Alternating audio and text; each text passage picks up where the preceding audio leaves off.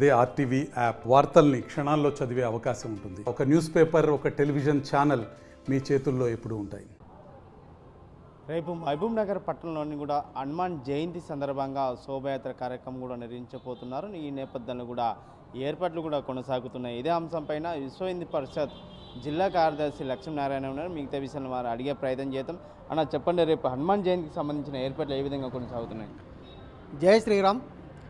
రేపు వీర హనుమాన్ విజయయాత్ర కార్యక్రమానికి సంబంధించి జిల్లాలోని అన్ని మండల కేంద్రాల్లో పెద్ద ఎత్తున శోభయాత్రలు నిర్వహించడానికి విశ్వ హిందూ పరిషత్ బజరంగ్ దళ్ ఆధ్వర్యంలో ఏర్పాట్లు చేయబడ్డాయి. ఒక్కొక్క దగ్గర ఉదయం, ఒక దగ్గర సాయంకాలము ఈ శోభయాత్ర కార్యక్రమాలు నిర్వహించడం జరుగుతుంది.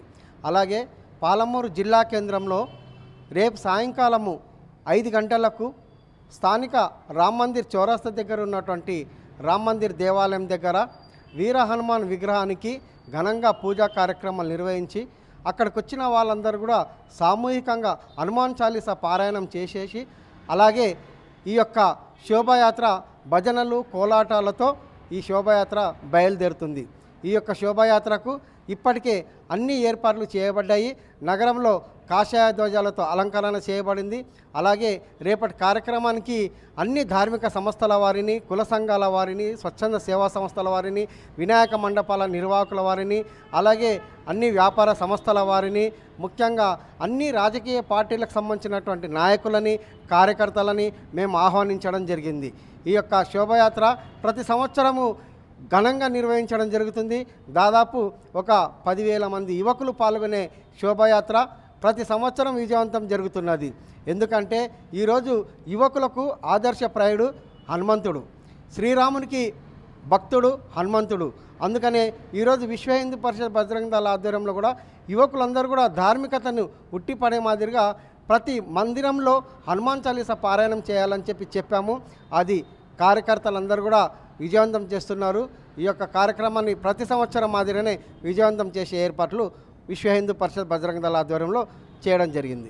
ముఖ్యంగా ఓ పక్క ఎన్నికలు ప్రచారం కొనసాగుతుంది, ఓ పక్క రేపు హనుమాన్ జయంతి శోభయాత్ర కార్యక్రమం ఉంది.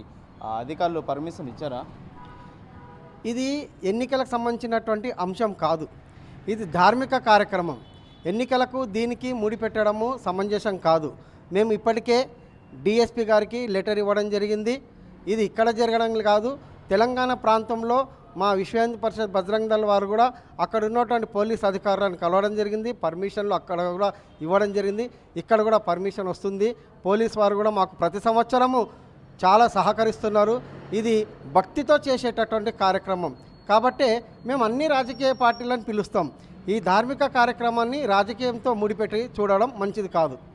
ముఖ్యంగా వీర హనుమాన్ జయంతి కూడా ప్రతి సంవత్సరం లాగా ఈసారి కూడా ఎన్ని సంవత్సరాలైంది ఈ శోభయాత్ర నిర్వహించబట్టి? ఇప్పటికీ పాలమూరు పట్టణంలో 15 సంవత్సరాల నుండి ఈ యొక్క శోభయాత్ర ఘనంగా జరుగుతున్నది. కేవలం అప్పుడు ఒక 100 మందితో ప్రారంభమైనటువంటి కార్యక్రమము ఈరోజు 7-8 వేల మంది యువకులు, చుట్టుపక్కల ఉన్నటువంటి గ్రామాల నుంచి కూడా యువకులు అధిక సంఖ్యలో తరలి వస్తారు. Thank you.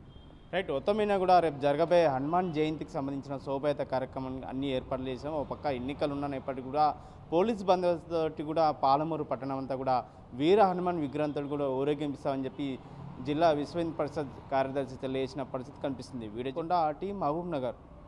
మరిన్ని వీడియోస్ కోసం ఛానల్ ని సబ్స్క్రైబ్ చేయండి. లేటెస్ట్ అప్డేట్స్ కోసం వాట్సాప్ ఛానల్ ని ఫాలో చేయండి.